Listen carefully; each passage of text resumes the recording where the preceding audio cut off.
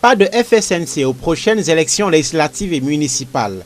Issa Tiroma Bakary estime qu'il est le vainqueur de la présidentielle du 12 octobre 2025. Par la voix de son porte-parole, il appelle à respecter, je cite, la volonté du peuple camerounais. Le peuple a commencé un processus, il a voté, il a décidé.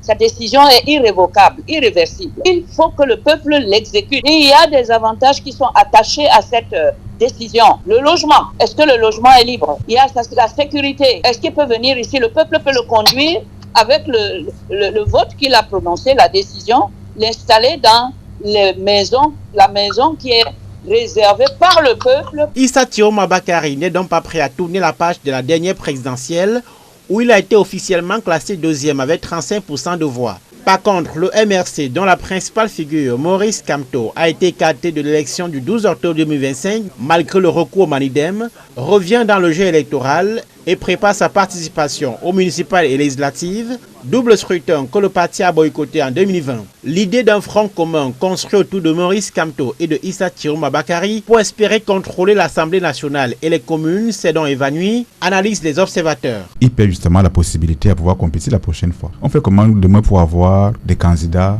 à la présidentielle si jamais il y a compétition? On va droit vers un second débat, débat impératif. Le mandat impératif. Il leur faudra trouver un autre parti, comme on appelait ça ici le parti Yango.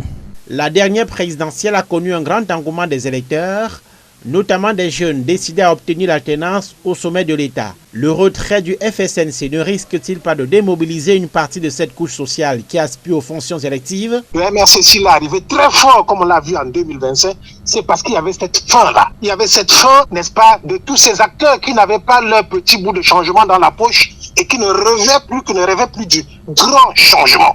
Activement, ces acteurs travaillent sur le terrain à étendre le parti, à s'imposer, à faire, n'est-ce pas, à partager le rêve du pouvoir suprême. Issa Tiroma Bakary, qui se refuse tout compromis avec le pouvoir, est toujours exilé en Gambie.